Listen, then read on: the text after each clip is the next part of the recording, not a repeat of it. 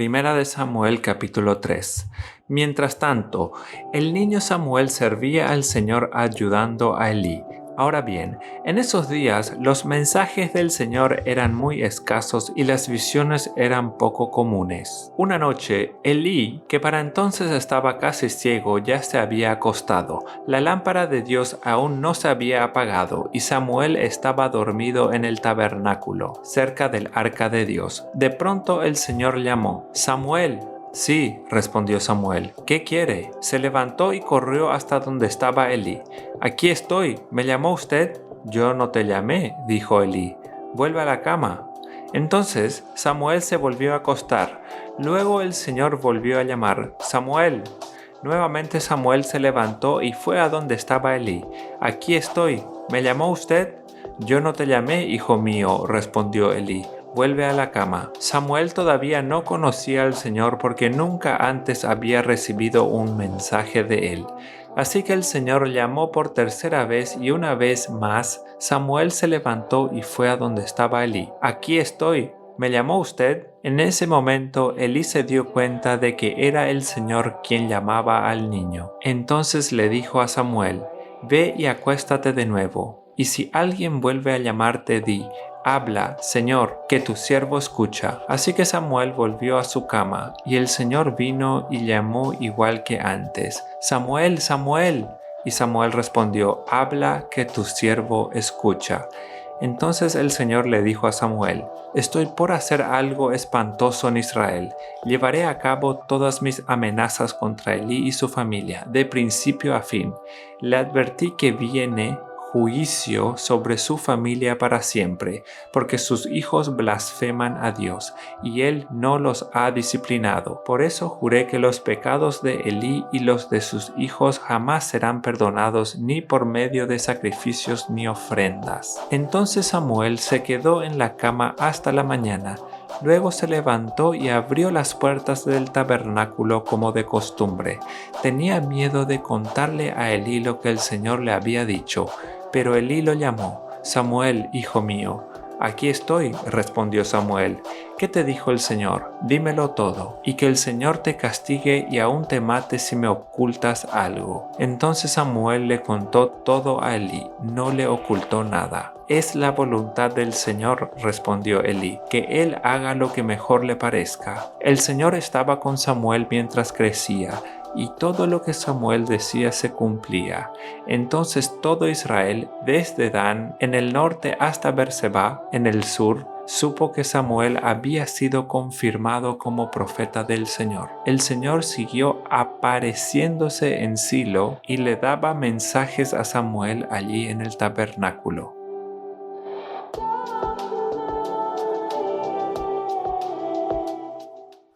Primera de Samuel capítulo 4. Y las palabras de Samuel llegaban a todo el pueblo de Israel. En aquel tiempo, Israel estaba en guerra con los filisteos. El ejército israelita acampaba cerca de Ebenezer y los filisteos estaban en Afec. Los filisteos atacaron al ejército de Israel y lo derrotaron matando a 4,000 hombres. Terminada la batalla, las tropas se retiraron a su campamento y los ancianos de Israel se preguntaban: ¿por qué permitió el Señor que los filisteos nos derrotaran? Después dijeron: traigamos de Silo el arca del pacto del Señor. Si la llevamos con nosotros a la batalla, nos salvará de nuestros enemigos. Así que enviaron hombres a Silo para que trajeran el arca del pacto del Señor de los ejércitos celestiales, quien está entronizado entre los querubines. Los hijos de Elí, Ofni y Finees, también estaban allí con el arca del pacto de Dios. Cuando los israelitas vieron que el arca del pacto del Señor llegaba al campamento, su grito de alegría fue tan fuerte que hizo temblar la tierra. «¿Qué está pasando?», se preguntaron los filisteos. «¿Qué es todo ese griterío en el campamento de los hebreos?». Cuando les dijeron que era porque el arca del Señor había llegado al campamento, entraron en pánico. «¡Los dioses han llegado a su campamento!», exclamaron. «Esto es un desastre. Nunca antes nos hemos enfrentado a algo así. ¡Socorro! ¿Quién podrá librarnos de los dioses poderosos de Israel? Son los mismos dioses que destruyeron a los egipcios con plagas cuando Israel estaba en el desierto. Filisteos, peleen como nunca nunca antes. Si no lo hacen, seremos esclavos de los hebreos así como ellos han sido esclavos nuestros. Peleen como hombres. Así que los filisteos pelearon con desesperación y de nuevo derrotaron a Israel. La matanza fue grande. Ese día murieron 30,000 soldados israelitas. Los sobrevivientes dieron la vuelta y huyeron, cada uno a su carpa. Entonces los filisteos capturaron el arca de Dios y mataron a Ofni y a Finees, los dos hijos de Elí. Un hombre de la tribu de Benjamín corrió desde el campo de batalla y más tarde ese mismo día llegó a Silo. Había rasgado su ropa y echado polvo sobre su cabeza en señal de dolor. Elí esperaba junto al camino para oír las noticias de la batalla, pues estaba tan preocupado por la seguridad del arca de Dios que le temblaba el corazón. Cuando llegó el mensajero y contó lo que había sucedido, un clamor resonó por todo el pueblo. ¿A qué se debe todo este ruido?, preguntó Elí. Entonces el mensajero corrió a donde estaba Elí, quien tenía 98 años de edad y ya estaba ciego, y le dijo: acabo de llegar del campamento de batalla, estuve allí hoy mismo. ¿Qué pasó, hijo mío?, preguntó Elí. Israel fue derrotado por los filisteos, le contestó el mensajero. Masacraron a la gente. También mataron a sus dos hijos, Ofni y Finees, y capturaron el arca de Dios. Cuando el mensajero mencionó lo que había sucedido al arca de Dios, Elí cayó de espaldas de su asiento junto a la puerta. Se quebró la nuca y murió, porque era viejo y demasiado gordo. Durante 40 años había sido el juez de Israel. La nuera de Elí, esposa de Finees, estaba embarazada y próxima a dar luz. Cuando se enteró de que habían capturado el arca de Dios y que su suegro y su esposo habían muerto, entró en trabajo de parto y dio a luz. Ella murió después del parto, pero antes de que muriera las parteras trataron de animarla. No tengas miedo, le dijeron, tienes un varón, pero ella no contestó ni les prestó atención. Al niño le pusieron por nombre Icabod, que significa ¿dónde está la gloria? Porque dijo, la gloria de Israel se ha ido. Le puso ese nombre porque el arca de Dios había sido capturada porque murieron su suegro y su esposo. Y luego dijo, la gloria se ha ido de Israel, porque el arca de Dios ha sido capturada.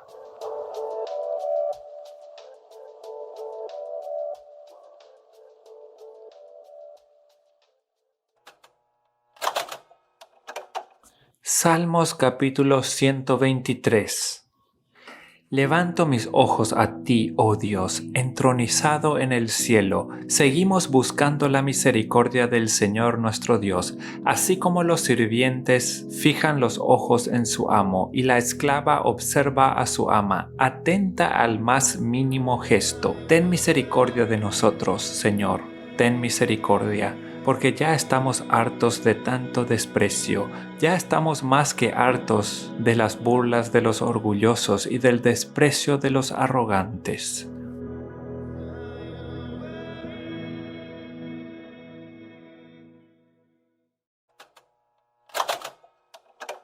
Romanos capítulo 16.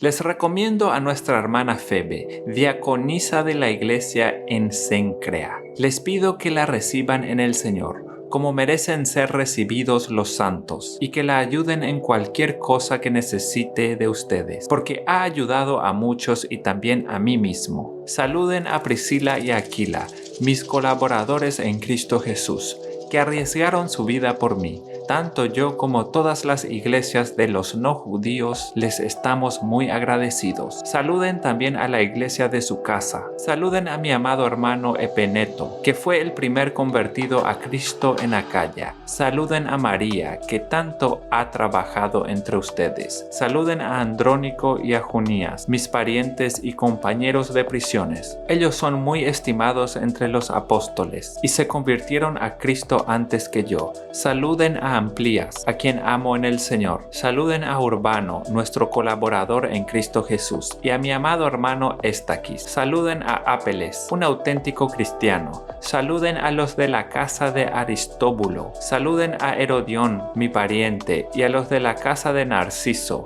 quienes están en el Señor. Saluden a Trífena y a Trifosa, las cuales trabajan en el Señor. Saluden a la amada Pérsida, la cual ha trabajado mucho en el Señor. Saluden a Rufo, escogido en el Señor, y a su madre, que es también la mía. Saluden a Asíncrito, Flegonte, Hermas, Patrobas, Hermes y los hermanos que están con ellos. Saluden a Filólogo y Julia, a Nereo y a su hermana, a Olimpas y a todos los santos que están con ellos. Salúdense unos a otros con un beso santo. Todas las iglesias en Cristo los saludan. Pero les ruego, hermanos, que se cuiden de los que causan divisiones y tropiezos en contra de la enseñanza que ustedes han recibido, y que se aparten de ellos, porque tales personas no sirven a nuestro Señor Jesucristo, sino a su propio vientre, y con palabras suaves y lisonjeras engañan al corazón de los ingenuos. La obediencia de ustedes ha llegado a ser bien conocida por todos, lo que me llena de alegría por ustedes. Pero quiero que sean sabios para el bien e ingenuos para el mal. Muy pronto el Dios de paz aplastará a Satanás bajo los pies de ustedes. Que la gracia de nuestro Señor Jesucristo sea con ustedes. Reciban saludos de mi colaborador Timoteo y de Lucio, Jasón y Sosípater, mis parientes. Yo, Tercio, que escribí la carta, los saludo en el Señor. Los saluda Gayo, que nos ha hospedado a mí y a toda la iglesia. Los saluda Erasto, el tesorero de la ciudad, y el hermano Cuarto. Que la gracia de nuestro Señor Jesucristo sea con todos ustedes. Amén. Y al que puede fortalecerlos conforme a mi evangelio y a la predicación de Jesucristo, según la revelación del ministerio que se ha mantenido oculto desde tiempos eternos, pero que ahora ha sido revelado por medio de las escrituras de los profetas, y que de acuerdo al mandamiento del Dios eterno se ha dado a conocer a todas las naciones para que obedezcan a la fe. Al único y sabio Dios sea la gloria mediante Jesucristo para siempre. Amén.